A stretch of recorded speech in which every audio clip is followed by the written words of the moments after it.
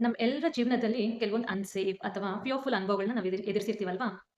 Childhood ಅಲ್ಲಿ ಆಗಿರುವಂತಹ ಕೆಲವೊಂದು ಇನ್ಸಿಡೆಂಟ್ಸ್ ಆಗಿರ್ಬೋದು, ಈ ರಿಲೇಶನ್‌ಶಿಪ್ಸ್ ಅಲ್ಲಿ ಟ್ರಾಮಾಸ್ ಅನುಭವಿಸಿರ್ಬೋದು, ಇಲ್ಲ ಅಂದ್ರೆ ಎಮೋಷನಲಿ ನಾವು ನಮ್ಮನ್ನ ಕೆಲವರು ನೆಗ್ಲೆಕ್ಟ್ ಮಾಡಿರ್ಬೋದು. ಇವೆಲ್ಲವೂ ನಮ್ಮ ಸಬ್‌ಕಾನ್ಷಿಯಸ್ ಮೈಂಡಲ್ಲಿ ಒಂದು ಫಿಯರ್‌ನ ಕೋಡಿಂಗ್ ಮಾಡಿ ಬಿಟ್ಟಿರುತ್ತೆ.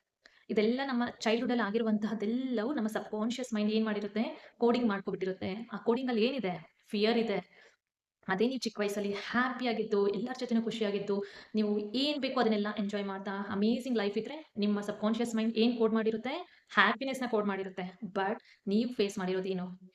ಯಾವುದೋ ಒಂದು ಇನ್ಸಿಡೆಂಟ್ಸ್, ರಿಲೇಶನ್‌ಶಿಪ್ಸ್ ಅಲ್ಲಿ ಯಾವಾಗ್ಲೂ ಜಗಳ, ಇಲ್ಲಾಂದ್ರೆ ನಿಮ್ಮ ಪೇರೆಂಟ್ಸ್ ಜೊತೆ ಜಗಳನ ನೋಡಿರ್ತೀರಾ. ಎಮೋಷನಲಿ ಯಾರಾದ್ರೂ ನಿಮ್ಮನ್ನ ನೆಗ್ಲೆಕ್ಟ್ ಮಾಡಿರೋದನ್ನ ನೀವು ಫೇಸ್ ಮಾಡಿರ್ತೀರ. ಇದೆಲ್ಲವೂ ಏನಾಗಿರುತ್ತೆ? ಫಿಯರ್‌ನ ತಂದಿರುತ್ತೆ. ಆ ಚಿಕ್ಕ ಮಗು ಅದೆಲ್ಲ ನೋಡ್ತಾ ಇದ್ದಾಗ ಅದ್ರೊಳಗಡೆ ಭಯ ಬಂದಿರುತ್ತೆ. ಅದು ನಿಮ್ಮ ಸಬ್‌ಕಾನ್ಷಿಯಸ್ ಮೈಂಡಲ್ಲಿ ಕೋಡ್ ಆಗಿದೆ. ಬಟ್ ಒಂದ್ ನಿಜ ಹೇಳಲಾ? You are safe now. ನೀವು ಸುರಕ್ಷಿತರಾಗಿದ್ದೀರಾ ಅಂತ ಈ ವಾಸ್ತವವನ್ನ ನಾವು ನಮ್ಮ ಒಳಗಿನ ಇನ್ನರ್ ಚೈಲ್ಡ್‌ಗೆ ಹೇಳ್ಬೇಕಾಗಿದೆ. ನೀನ್ ಸೇಫ್ ಆಗಿದ್ಯಾ? ನೀನ್ ಸುರಕ್ಷಿತಳು ಅಂತ ನೀನು ನಿಮ್ಮ ಸಬ್‌ಕಾನ್ಷಿಯಸ್ ಮೈಂಡ್, ನಿಮ್ಮ ಇನ್ನರ್ ಚೈಲ್ಡ್‌ಗೆ ಇವಾಗ ಗಟ್ಟಿಯಾಗಿ ಹೇಳ್ಬೇಕಾಗಿದೆ. ಇಲ್ಲ ಅಂದ್ರೆ ಅದು ನಾನು ಫಿಯರ್, ಫಿಯರ್, ಫಿಯರ್ ಅಂತ ತುಂಬ್ಕೊಂಡಿದ್ದಾಗ ನಿಮ್ಮ ಔಟ್ ಆಫ್ ದ ವರ್ಲ್ಡ್ ಅಲ್ಲಿ ಫಿಯರ್ ಅನ್ನೋದು ತಂದು ಕೊಡ್ತಾ ಇದೆ. ಸೊ ಅಂತಹ ಫಿಯರ್‌ಗೆ ಇವಾಗ ನೀವೇನ್ ಹೇಳ್ಬೇಕು? No, you are not in fear. You are safe ಅಂತ ಹೇಳ್ಬೇಕಾಗಿದೆ.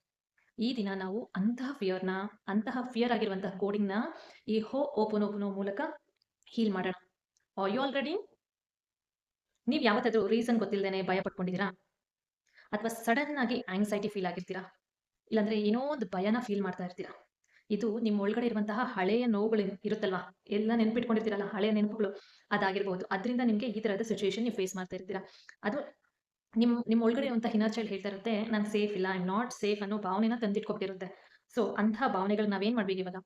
V have to light up. ನಾವ್ ಅದನ್ನ ಶುದ್ಧೀಕರಿಸ್ಕೋಬೇಕು. ನಾವು ಕೆಲವೊಮ್ಮೆ ಗೊತ್ತಿಲ್ದೇನೆ ಅನಾವಶ್ಯಕವಾಗಿ ಭಯ ಪಡ್ಕೊಂತಾ ಇರ್ತೀವಿ. ಏನೋ ಆಗ್ಬಿಟ್ಟಿದೆ ಅಂತ ನಾವು ಸ್ಟ್ರೆಸ್ ಫೀಲ್ ಆಗ್ಬಿಡ್ತೀವಿ.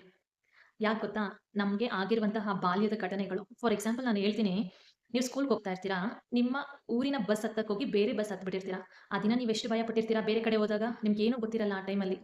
ಆ ಟೈಮಲ್ಲಿ ನೀವೆಲ್ಲೋ ಹೋಗ್ಬಿಟ್ಟಿರ್ತೀರಾ. ಎಷ್ಟು ಫಿಯರಲ್ಲಿರುತ್ತೆ. ನೀವು ಸಂತೆಗೆ ಹೋಗಿರ್ತೀರಾ ನಿಮ್ಮ ಪೇರೆಂಟ್ಸ್ ಜೊತೆ. ಸಂತೆಗೆ ಹೋದಾಗ ಮಿಸ್ ಆಗ್ಬಿಟ್ಟಿರ್ತೀರಾ. ಆ ಟೈಮಲ್ಲಿ ನಿಮ್ಗೆ ಹೇಗ್ ಅನ್ಸ್ತಾ ಇರುತ್ತೆ? ಹ್ಯಾಪಿ ಆಗಿರ್ತೀರಾ? ಇಲ್ಲ ಅಲ್ವಾ? ಭಯ ಆಗ್ಬಿಟ್ಟಿರುತ್ತೆ. ಆ ಮಗು ಎಷ್ಟು ಭಯ ಪಟ್ಟಿರುತ್ತಲ್ವಾ? ಆ ಭಯ ನಿಮ್ಮ ಇನ್ನರ್ ಚೈಲ್ಡ್. ಫಾರ್ ಎಕ್ಸಾಂಪಲ್, ನಿಮ್ ಮನೇಲಿ ಪ್ರತಿಯೊಂದ್ ದಿನಾನು ಜಗಳ ಆಡ್ತಾ ಇರ್ತೀರಾ. ಯಾವಾಗ್ಲೂ ಅಶಾಂತಿ ನಿಮ್ ಮನೇಲಿ. ಕಿತ್ತಾಡೋದು, ಜಗಳ ಆಡೋದು, ಬೈಕೊಳ್ಳೋದು, ಒಬ್ರನ್ನೊಬ್ರು ಬೈಕೊಳ್ಳೋದು ಅದೆಲ್ಲ ನಿಮ್ ಮಗು ಅಬ್ಸರ್ವ್ ಮಾಡಿರುತ್ತಲ್ಲ, ಅಂತಹ ಮಗು ಇನ್ನರ್ ಚೈಲ್ಡ್ ಏನ್ ಮಾಡಿರುತ್ತೆ? ಭಯದ ವಾತಾವರಣದಲ್ಲಿರುತ್ತೆ. ಏನಾಗುತ್ತೋ ಅಂತ ಭಯ ಪಟ್ಕೊಂಡಿರುತ್ತೆ. ಅದು ಈಗಿನ ರಿಫ್ಲೆಕ್ಷನ್ ಆಫ್ ಆಂಕ್ಸೈಟಿ, ಫಿಯರ್, ಏನೋ ಒಂದು ಪಟ್ ಅಂತ ಇದ್ ಮಾಡೋದು ಅದೆಲ್ಲವೂ ಎಲ್ಲಿಂದ ಬಂದಿದೆ? ನಿಮ್ಮ ಇನ್ನರ್ ಚೈಲ್ಡ್ ಅಲ್ಲಿರುವಂತಹ ಭಯ. ಅಂತಹ ಭಯನ ನಾವು ರಿಲೀಸ್ ಮಾಡ್ಕೋಬೇಕಾಗಿರೋದು ಅವಶ್ಯಕತೆ ಇದೆ. ಇದು